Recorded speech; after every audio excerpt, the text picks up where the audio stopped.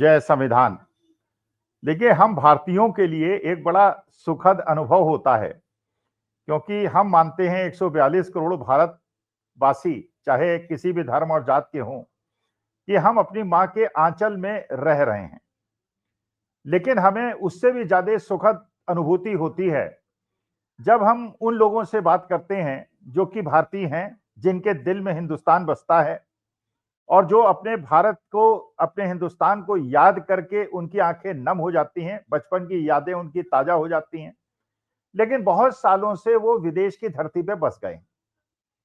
तो जिस देश की धरती में वो बसे हैं, उनके प्रति जो उनका उत्तरदायित्व है, वहां के डेवलपमेंट में योगदान देना, वो तो वो कर ही रहे हैं, पूरी निष्ठा के साथ कर रहे हैं। और आप जानते हैं, वर्ल्ड की इकोनॉमी हमारे भारतीयों के कंधे पे है और हर फील्ड में हमारे भारतीय नाम रोशन कर रहे हैं। इसी सिलसिले में अभी एक पत्रकार मंडली गई थी अमेरिका। बड़े प्रतिष्ठित और बड़े विख्यात पत्रकार उसमें गए थे और वहां जाके जो उन्होंने सुखद अनुभव अपने हम लोगों से शेयर किए और बताया कि जब वो अमेरिका गए, अलग अलग सिटीज में गए, जो भारतीयों का अगाध प्रेम उनको मिला और जिस प्रकार से उन्होंने उनको रिसीव किया और ऐसा महसूस कराया कि वो हिंदुस्तान में ही हैं, एक तो वहां से मुझे पता चला। और उसके बाद संजय शर्मा जी, जो 4 PM के करता धरता, बड़े प्यारे इंसान हैं। अजीत जी, जब आपकी मुलाकात होगी, is such a great jewel of a person. मेरे पास निधि तिवारी का 10 दिन पहले फोन आया, उसके पहले मैं आपसे, मेरा तारुफ नहीं था। निधि ने मुझसे कहा कि एक बहुत अच्छे व्यक्ति हैं जो अमेरिका में रहते हैं और सर, मैंने बिना आपसे परमिशन लिए उनका आपका फोन नंबर दे दिया, वो आपसे बात करना चाहते हैं। मैंने कहा, देखिए, जो हमसे स्नेह करते हैं, जो प्यार करते हैं, उनसे बात करना तो हमारा सौभाग्य है। और 2 मिनट बाद आपसे बात हुई और पिछले 10 दिन के अंदर, जबकि हम अभी एक दूसरे से आमने सामने नहीं मिले हैं, लेकिन ऐसा लगता है कि एक बिछड़ा हुआ परिवार है, आप वहां हैं, हम यहाँ, और बड़ा सुखद अनुभव होता है। तो अजीत भाटिया साहब, जो अमेरिका बहुत साल पहले जाके सेटल हो गए थे और ओरिजिनली मुंबई में रहे, और जो विभाजित होने से पहले पाकिस्तान से, वहां से उनकी फैमिली आई थी, जैसे बहुत सारी फैमिलीज विस्थापित होकर आई थी। और उसके बाद उन्होंने, पिताश्री ने किस प्रकार से संघर्ष किया और अपने जीवन को आगे बढ़ाया, और अजीत जी ने यात्रा कैसे $300 लेके अमेरिका गए और वहां जाके एक अपना पूरा प्रतिष्ठान खड़ा कर लिया। और उनका सौभाग्य है, क्योंकि उनकी पत्नी जो हरजीत जी हैं, उनसे मेरी बात हुई और मुझे ऐसा लगा कि बात ही, ऐसा लगता ही नहीं है कि कोई परिवार का सदस्य नहीं है, और बड़ा सुखद अनुभव होता है। तो एक ऐसा, जैसे हमारा हिंदुस्तान जो है विश्व के कोने कोने में बसा हुआ है और वहां जाके हमारे देश की ख्याति वो बढ़ाते हैं। मैं बहुत ज्यादा प्रश्न नहीं पूछूंगा अजीत जी आपसे और हरजीत जी आपसे। मैं केवल 2 मुद्दे ऐसे हैं जो मुझे परेशान करते हैं और जिसमें हम भारतीय बहुत ज्यादा समझ नहीं पाते वास्तविकता क्या है। और अगर आप उचित समझें तो जवाब दीजिएगा, जितना उचित समझें उतना जवाब दीजिएगा। देखिए, एक प्रश्न तो हमें ये उद्वेलित करता है हम भारतीयों को, क्योंकि आप जानते हैं हमारे देश में एक गोदी मीडिया है और एक ये यूट्यूबर्स हैं। गोदी मीडिया आप जानते ही हैं कि जो कर रहा है वो कर रहा है, और यूट्यूबर्स कोशिश कर रहे हैं कि जनता के बीच में सच्चाई पहुंचाएं। एक प्रश्न जो सबसे महत्वपूर्ण है वो ये है कि जो डोनाल्ड ट्रंप साहब कर रहे हैं, पूरे विश्व के अंदर केवल भारत को उन्होंने छाटा, जहां पे उन्होंने हमारे भारतीयों को बेड़ियां डाल के भेजा, जबकि किसी देश के अंदर वासियों के साथ उसने ऐसा नहीं किया। दूसरा यह है कि जब उन्होंने टैरिफ लगाया तो हमारे ऊपर सबसे टैरिफ ज्यादा लगाया है, कह के कि आप रूस से तेल आयात करते हैं, चीन भी आयात करता है, दूसरे देश भी आयात करते हैं, सब कुछ है। तो वास्तविकता में आपको क्या लगता, अगर आप उचित समझे तो बताइएगा, जितना उतना ही बताइएगा, कि डोनाल्ड ट्रंप साहब की आपको स्ट्रेटेजी क्या समझ में आती है? क्योंकि आपसे जो मेरी बात हुई, मुझे लगा बड़े प्रबुद्ध व्यक्ति हैं और बड़ा विस्तृत ज्ञान है आपका। एक प्रश्न तो ये हमको विचलित करता है कि डोनाल्ड ट्रंप साहब की स्ट्रेटेजी क्या है? वो गलत स्ट्रेटेजी है, सही स्ट्रेटेजी है? नंबर 1। नंबर 2, हम भारतीयों के बीच में एक भ्रांति फैलाई गई है कि हमारे मोदी जी का, वो विश्व गुरु हैं, पूरे विश्व में उनका डंका बोल रहा है। तो हमको कभी कभी संशय होता है कि कनाडा जाना था, डोनाल्ड ट्रंप साहब ने कहा था कि अमेरिका होते हुए वापस आ जाओ, मोदी जी नहीं गए। अभी एशियान का जो समिट हुआ उसमें नहीं गए, तो बार बार ऐसा लगता है कि वो डोनाल्ड ट्रंप साहब को अवॉइड कर रहे हैं। जिन डोनाल्ड ट्रंप को हम समझते थे ये मोदी जी के सबसे बड़े परम मित्र हैं और जिनके इलेक्शन जिताने में उन्होंने इतना प्रयास किया था, तो ये जो भी आप उचित समझें बताएं। इसके अलावा जो कुछ आप बताना चाहें, अपनी पृष्ठभूमि बताना चाहें, भारत से आपके क्या कैसे जुड़े हुए हैं, लेकिन मुख्य मुद्दे जो मैं बिल्कुल बीच में डिस्टर्ब नहीं करूंगा, जहां आप बोलना चाहें अजीत जी आप बोलिएगा, जहां अजीत जी बोलना चाहें वो बोलें। और हम ये सुनना चाहते हैं कि हमारे देशवासी जो विश्व के अलग अलग कोने में बसे हुए हैं वो कैसे भारत को देखते हैं। आपने अटल जी का भी टाइम देखा है जब वो प्रधानमंत्री थे, डॉक्टर मनमोहन सिंह का टाइम भी देखा है, आप मोदी जी का टाइम भी देख रहे हैं। आपको क्या लगता है कि हमारे देश की प्रतिष्ठा और हमारे देश का जो गौरव था और मेरे धर्म का जो गौरव था, आप तो सिख हैं लेकिन हम सनातनी हिंदू हैं, हम मानते हैं सर्वे भवन्तु सुखिनः सर्वे सन्तु निरामया। जब शिकागो में जाके स्वामी विवेकानंद भाषण दिया था, घंटों ताली बजती रही थी, इसलिए कि उन्होंने कहा था कि हमारा धर्म ये सिखाता है, जो सिखिज्म भी सिखाता है, जो मेरे ख्याल से इस्लाम भी सिखाता है, क्रिश्चियनिटी भी सिखाती है, कैसे आपस में सद्भाव करके वी हैव टू कोएग्जिस्ट। तो मैं अजीत जी अब आपको कहूंगा, आप जैसा चाहें, मेरे दोनों प्रश्नों का जवाब कितना देना चाहें वो आपके ऊपर छोड़ता हूं, और जब आप चाहेंगे तो हरजीत जी को आप उसमें इन्वॉल्व कीजिएगा, जो वो चाहेंगी वो बताइए। जय संविधान, जय भीम। आपका जो पहला सवाल है, पहले तो मैं एक डिस्क्लेमर दे दूं कि जो कुछ भी मैं बोलूंगा वो मेरा अपना ओपिनियन है और वो मेरे वर्ड्स हैं। इसमें 4 PM संजय शर्मा या अखिल स्वामी जी का कोई इसमें वो नहीं है, ताकि कल को कोई आपको प्रताड़ित ना करे, क्योंकि मेरे पास सारी खबर आती है। अभिसार शर्मा, रवीश कुमार, संजय शर्मा खुद भुक्तभोगी हैं इसके। तो मैं ये अपना पहले डिस्क्लेमर दे दूं, जो भी मैं बोलूंगा वो मेरा ओपिनियन है। और हम यहाँ बैठे हुए हैं और हमें देख के बहुत दुख होता है कि हमारे देश की संविधान की जो डॉक्टर बाबा साहेब अम्बेडकर ने बनाई थी, उसका जो चीथड़े उड़ रहे हैं वो हम यहां से बैठ के देख रहे हैं और हम रोते हैं कि क्या हो गया। We have become banana republic. अब आप आते हैं कि ट्रंप के ऊपर। जो हमारे प्रधानमंत्री हैं, प्राइम मिनिस्टर, वो जब भी कूटनीति में बिलीव करते हैं, पुतिन को जप्फी दे दो, जेलेंस्की को जप्फी दे दो, सऊदी अरेबिया को जप्फी दे दो, वो अपना और भी जितने देश हैं उसको, नेतन्याहू को जप्फी दे दो, ब्राजील गए तो उसको जप्फी दे दो, ट्रंप को जप्फी तो पा के जप्फियां पप्पियां जितनी करनी थी कर ली, उनका हाथ उठा के अब की बार ट्रंप सरकार। तो ट्रंप का एक बात मैं आपको बताऊं, एक हेड ऑफ स्टेट को आपने पहले उसका हाथ उठा के कहा अब की बार ट्रंप सरकार, जब वो पावर में था और पावर में आने के चांसेस थे, वो हार गया। फिर जब उसके बाद अगली इलेक्शन, तब तक आपने फिर बाइडेन और इनके साथ उनके साथ जफ्फियां डाल ली। फिर जब आप गए, आपको लगा कि वो अब बाइडेन तो खैर वो he was disabled kind of, they declared him that he must leave and he left gracefully. He said कि ठीक है, I'll opt out, कि भाई मैं निकल लेता हूं। तो कमला हैरिस भाई हमारी आधी इंडियन है, तो उसको अब आप गए हो और ट्रंप ने कहा कि मोदी मेरा दोस्त आ रहा है, मुझे मिलेगा। आप नहीं मिल के आते, आप अपना पॉलिटिकल एजेंडा जो है, आपने कूटनीति में आप फेल हो गए बुरी तरह से।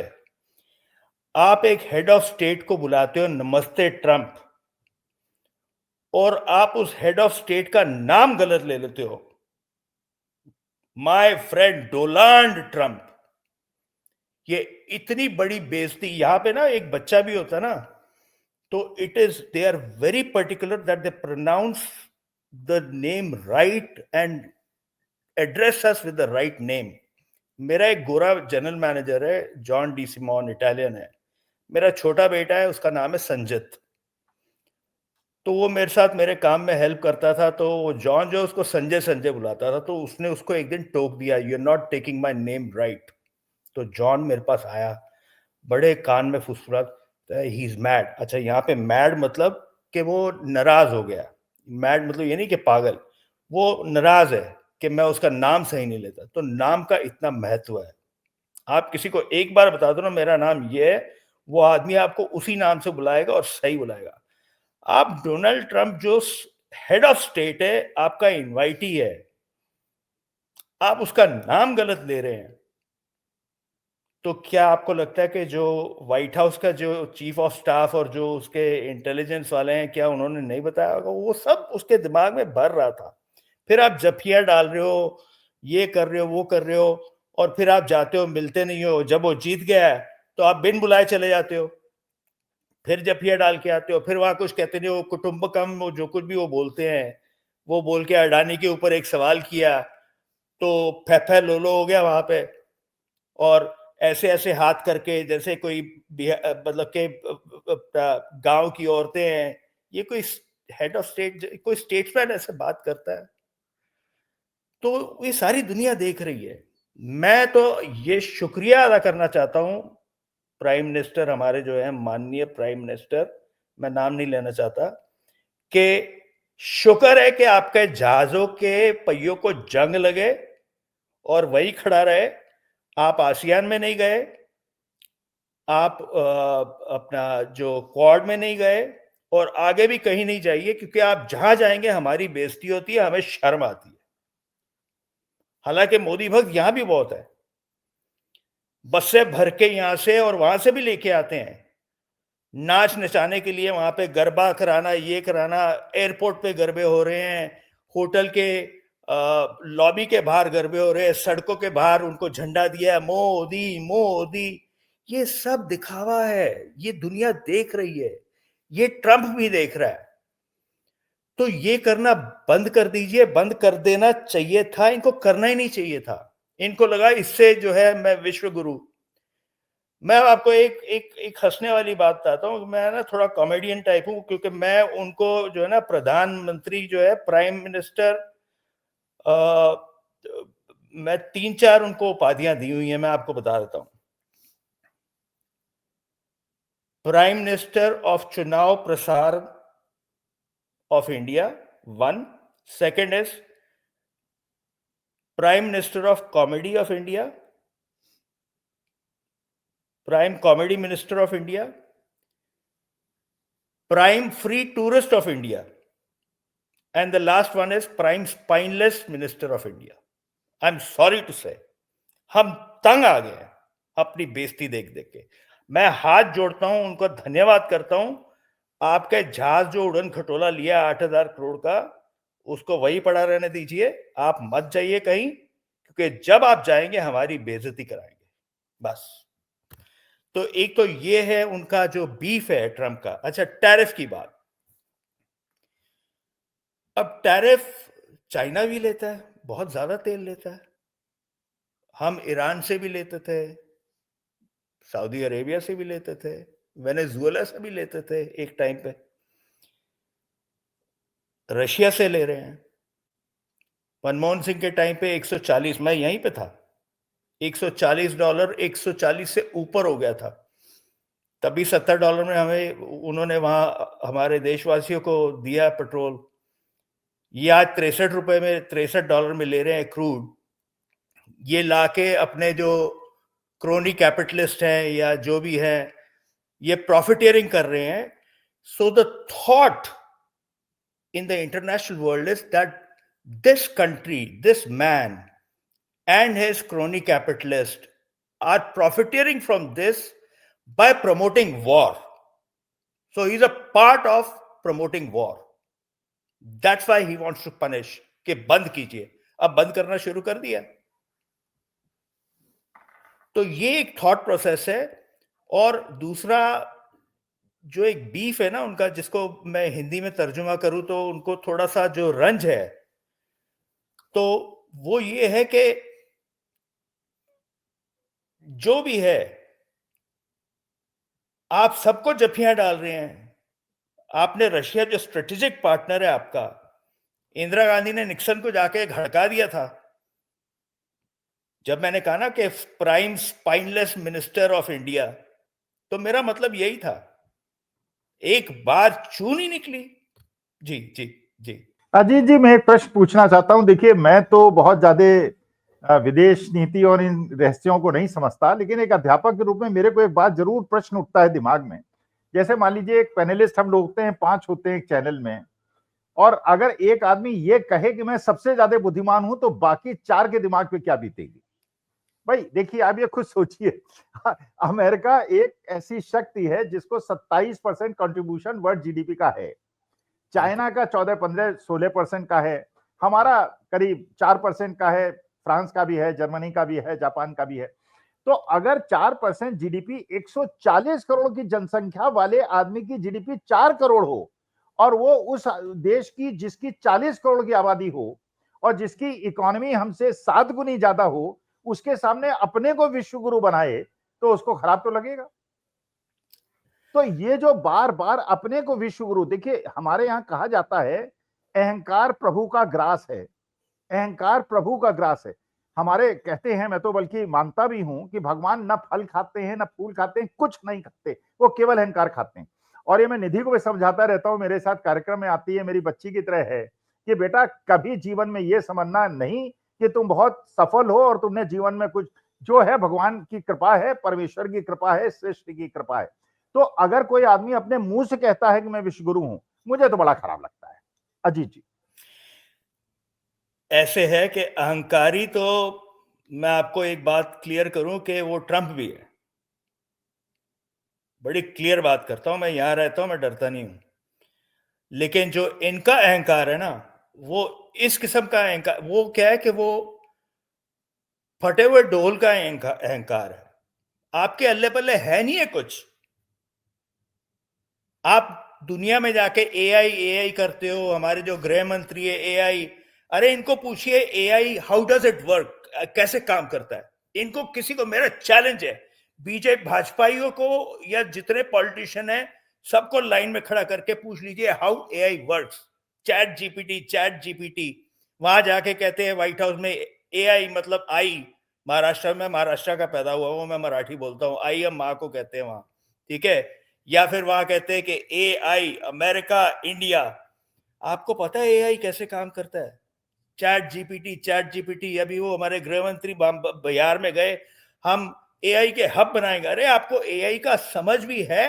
What is AI, how it works, what is chat, what is the meaning? एक एक्रोनिम है जीपीटी, उसका फुल फॉर्म क्या है? मैं इनको पूछ रहा, मैं बुला लेता हूं सबको, मेरे को एक बंदा बता दे। दैट इज जनरेटिव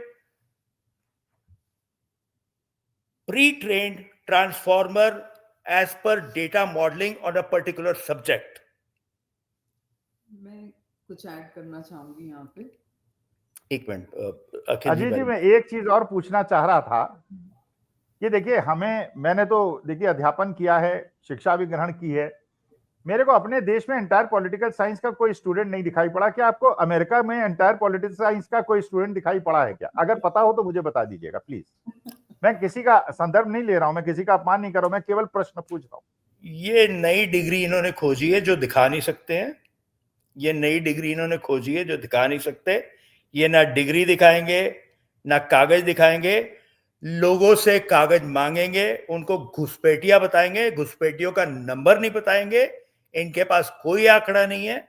ये सब फर्जी वाड़ा जो है इनका, बस ये अंत है। This is the beginning of the end. Tariff क्यों लगे हैं 50%? आज तक हमारी हिस्ट्री में the US and India relationship कभी 50% टैरिफ लगा है? उसकी क्या वजह है? That is what we need to think about. वो वजह इसलिए है, जैसे अभी आप बात कर रहे हैं कि स्ट्रेन, जो हमारी इंडिया की फॉरेन पॉलिसी वीक, इतनी, माय अपॉलॉजीज, मुझे माफ करिए, वीक भी नहीं, इतनी खराब कि कोई भी उठ के कुछ कहता है, आप उसका ना जवाब देते हैं, ना कुछ भी नहीं, कोई रिबटल नहीं, कोई कुछ नहीं। तो इसलिए टैरिफ लगे। Now what are the impacts? आप अपना ये नहीं, उनको आवाज सही जा रही है, कैरी ऑन। तो उसके मेरे हिसाब से मुझे ऐसा लगता है 3 इम्पैक्ट हैं। वन इज इकोनॉमिक इम्पैक्ट, दूसरा आप देख रहे हैं इमिग्रेशन इम्पैक्ट, और तीसरा जो बहुत ही इंपॉर्टेंट है, public perception I was trying to say इसकी 3 इम्पैक्ट है मेजर। पहला है इकोनॉमिक इम्पैक्ट, जिसमें आप देखिए कि इंडियन अमेरिकन्स जो यहाँ पे 30 साल से बैठे हुए हैं, they are dominating in the medical profession, in the tech profession. मैं खुद टेक प्रोफेशन में हूँ। जितने बिजनेसमैन हैं, पूरा fine jewellery, gold, diamond, James, textile industry, सारी होटल इंडस्ट्री, सारे गैस स्टेशन, सारी डोमिनेंस इंडियन अमेरिकन्स की है। लेकिन अब क्या हो रहा है, बिजनेस में डिस्ट्रप्शन आ गई है बिकॉज ऑफ टैरिफ्स। सब सफर कर रहे हैं, हम सब यहाँ सफर कर रहे हैं। और अगर रोजमर्रा की जिंदगी में देखें तो सबके बजट्स मेस्ड अप हो गए हैं। आप इंडियन ग्रोसरी स्टोर पे जाते हैं, आपके सब स्पाइसेस, आपके सब Indian groceries are like skyrocketed, 50% से ज्यादा महंगा है पहले से। और जबकि यूएस में जो ग्रोसरीज हैं वो आपके बजट में सबसे लोएस्ट एंड पे होती हैं। हमेशा ग्रोसरीज आर द चीपेस्ट, लेकिन अब वो बात ही नहीं है। सो दैट इज वेरी, उससे क्या हो रहा है, जॉब इंस्टेबिलिटी हो रही है। Then coming to immigration impact, वहां तो हम सबको ही पता है क्या हो रहा है। H1B visa holders Indian origin के सबसे ज्यादा होते हैं, लेकिन होने भी चाहिए क्योंकि they bring the maximum value लाते हैं वो काम में यहाँ पे। लेकिन कोई कंपनीज अब स्पॉन्सर नहीं करना चाह रही हैं बिकॉज ऑफ। हरजीत जी, मैं ये पूछना चाह रहा था आपको, क्योंकि आप तो लंबे समय से अमेरिका में हैं, आपने अटल जी का टाइम देखा, डॉक्टर मनमोहन सिंह का देखा, मोदी जी का देखा। आप क्या एज ए इंडियन क्या फील करती हैं, आपकी इज्जत बढ़ी है या घटी है? क्योंकि यहाँ बड़ा कंफ्यूजन है। तो मैं इसी पॉइंट पे आ रही थी। सबसे इंपॉर्टेंट पब्लिक परसेप्शन। जो लोग यहाँ इतने सालों से बैठे हैं, इतना इंडियंस को रिस्पेक्ट और एक वेरी हाई स्टेचर में देखा जाता था कि ये they are very simple, they are very humble, हाई। और सबसे ज्यादा बड़ी बात कि इंडियन अमेरिकन कम्युनिटी सबसे हाईएस्ट टैक्स पेइंग कम्युनिटी है यूएस में। न्यू जर्सी में जहां हम रहते हैं, out of all the 50 states जो यूएस में, New Jersey is the highest per capita income the county in the county जहां इंडियंस रहते हैं। tax paying। हाँ, लेकिन अब क्या है, दिख रहा है कि वो जो रिस्पेक्ट वो वो कम हो गया। I mean, वो डिटोरिएट हो गया literally, I am sorry Hindi में, मतलब बहुत कम हो गया। तो वो दिखता है। और इट इज वेरी सैड कि जो हमारी कंट्री, जो हमारा इंडिया, जो हमारे दिल में बसता है, जो गांधी जी, जो बाबा साहब अम्बेडकर के प्रिंसिपल्स पे चलने वाली कंट्री थी, वो कहाँ पहुंच गई है। आई मीन, मैं अपनी ज्यादा टाइम आपका नहीं लूंगी। मैं अपनी बात को खत्म करते हुए ये कहूंगी विद 2 लाइन्स कि कहां से कहां आ गए हम यूं ही साथ साथ। अजीत जी और हरजीत जी, आप जो चाहें अपना जवाब दें। मैं एक चीज मैं महसूस करता हूं कि भारतवर्ष में हिंदू मेजॉरिटी में हैं और अमेरिका में क्रिश्चियन मेजॉरिटी में हैं, अरब कंट्रीज में मुस्लिम मेजॉरिटी में हैं। हमारे पूर्वजों ने जो कहा था कि सेल्फ, बिल्कुल सर्वे भवन्तु सुखिनः वाली बात इसलिए कही थी कि अगर आप डोमिनेट करेंगे और यहां माइनॉरिटी को परेशानी होगी तो वहां हमारे बच्चे, मेरे परिवार के लोग जर्मनी में हैं, अमेरिका में हैं, उन्हें परेशानी होगी तो मेरे को परेशानी होती है। मैं कल्पना करता हूं कि चलिए आज नहीं हो रही है, हो सकता है कल हो, because we have to be fair to minorities of India and they will be fair to minorities in their countries. इसी तरह से कोएग्जिस्टेंस चलेगा। तो आपको क्या लगता है जो भारत में आज हो रहा है, इसका क्या दुष्परिणाम या परिणाम अमेरिका में हो रहा होगा? अमेरिका जो है, it's the most tolerant land in the world. यहाँ पे गुरु साहब की पालकी जब गुरुपुरब होता है तो वो प्रभात फेरी भी निकालते हैं, दिवाली का भी फंक्शन होता है, ये दुर्गा पूजा का भी होता है। सड़कों पे निकलते हैं, न्यूयॉर्क में टाइम स्क्वायर पे गरबा करते हैं जब नवरात्रि होती है। और मुस्लिम्स, आपको पता है कि जो 9/11 जो फ्रीडम टावर बना है उसके सामने एक मस्जिद बना है, no questions asked. Religious freedom सबको है, आपको जो प्रैक्टिस करना है कीजिए, आपको कोई छेड़ेगा नहीं। लेकिन आप वहां पे गिरजे गिरा रहे हैं, पादरियों को मार रहे हैं, नर्सों के ऊपर आप व्यभिचार कर रहे हैं, दलितों को मार रहे हैं, अपने हिंदुओं को मार रहे हैं, और जो जिसको कहते हैं ना कि एक वो एक ओपिनियन जो है बन गया है मुसलमानों का, तो बात ही छोड़ दो ना। तो यहाँ पे मेरे फ्रेंड्स हैं जो, मैं डिपार्टमेंट ऑफ पेंटागन का कॉन्ट्रैक्टर हूँ, उनके बच्चे यहाँ पे यूएस मिलिट्री में मुस्लिम्स जो हैं वो काम कर रहे हैं, दे आर वर्किंग पूरी इज्जत से, they wait and they give full respect to everybody. So ये चीज जब इंडिया में आ जाएगी तो अपने आप जो है वो कल्चर जो है वो दुनिया में ओपिनियन चेंज हो जाएगा। अब दुबई वगैरह में आप देखिए, वो शेख भी हिंदी बोलते हैं। मैं दुबई एयरपोर्ट पे उतरता हूँ, वो शेख हिंदी में ही हमारे से जो भी है, हम तो खैर यूएस सिटीजन है, ज्यादा नहीं पूछते हैं, पर हिंदी में बात करते हैं। और या भी हमारे अभी जब आए थे आनंदवर्धन जी, बड़े प्रख्यात और वरिष्ठ पत्रकारों को लेकर, जर्नलिस्ट, आईएएस ऑफिसर्स, उनका एक डॉक्टर कार्डियोलॉजिस्ट फ्रेंड था, उनकी बीवी ऑस्ट्रेलियन थी, हिंदी बोल रही थी, लवली, बहुत टैमी नाम था उनका।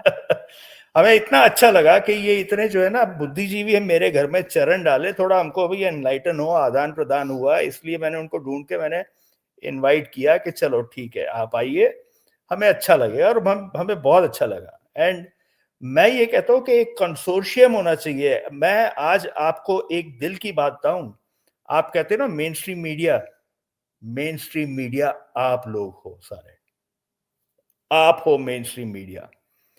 ये जो बाकी स्पॉन्सर्ड जो मीडिया है ना, जो गोदी मीडिया जिसको हम कहते हैं, उखाड़ फेंकिए। हम लोग यहाँ पे कई लोग हैं जिन्होंने अपने चैनलों से वो सब्सक्रिप्शन ही हटवा दिया, हमको नहीं देखना है, एंकर नहीं है। जी बोलिए।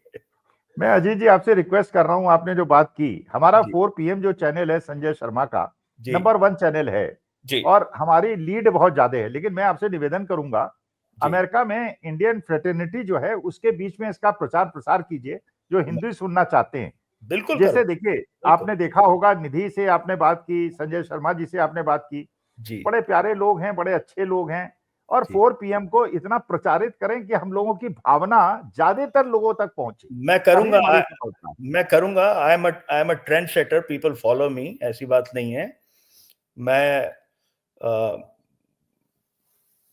जो मेरे हाथ में होगा मैं करूंगा। I will take time out to do it. और बाकी आपने जब बात की मनमोहन सिंह जी की, तो मैं एक आपको हास्यास्पद बात बताऊं कि पहला अद्भुत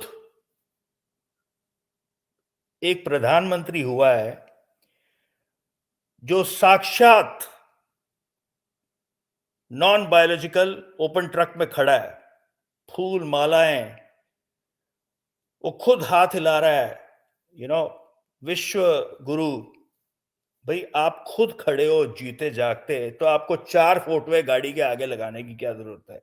मैंने तो देखा था कोई दिवंगत की शव यात्रा जाती है तो फोटो लगती है। भाई आप खुद खड़े हो, आप हाथ हिला रहे हो, लोगों को फूल मालाएं अपने आप पे पहनवा रहे हो, और फिर भी आपने 4 फोटोएं लगा रखी हैं। इससे ज्यादा हास्यास्पद बात अजीत नहीं जी, है। मेरा व्यक्तिगत अनुभव है, मैंने डॉक्टर मनमोहन सिंह जैसा सादा व्यक्ति, देखिए आदमी बड़ा कौन होता है, जो मेरा मानना है, वो आदमी बड़ा होता है जिसके नजदीक बैठ के आपको लगे नहीं कि वो बड़ा आदमी है।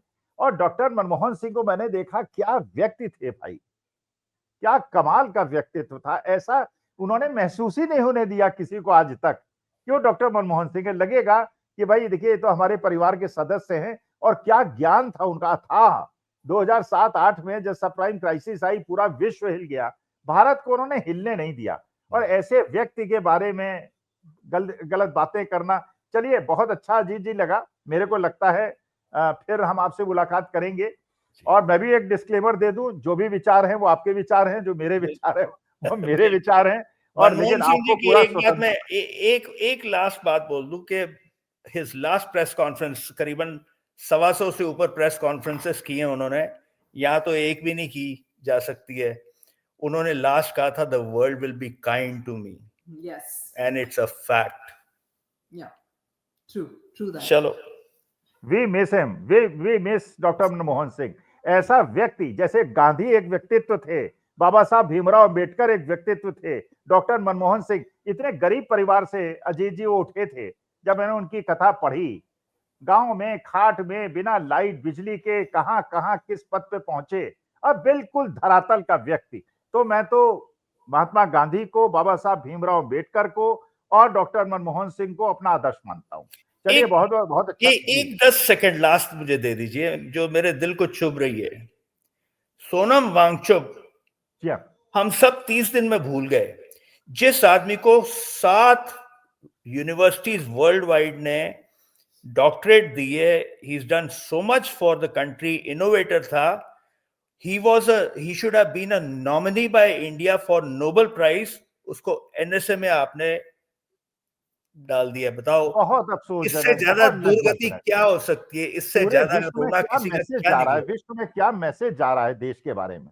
इस भारत महान देश के बारे में क्या मैसेज जा रहा है विश्व के अंदर? National security act for a man who is given his life for, वहां पे जो फौजी हैं उनसे जाके पूछिए, वो भी रोते हैं। जी हाँ। चलिए अजीत जी फिर मिलेंगे, फिर आपसे बात करेंगे। और 4 PM को खुद वहां पे सर्कुलेट कीजिए और हमारे प्रचार प्रसार कीजिए, जिससे हम लोगों तक पहुंच सकें। बहुत बहुत नमस्कार, बहुत बहुत धन्यवाद। Thank you so much. बहुत बहुत नमस्कार।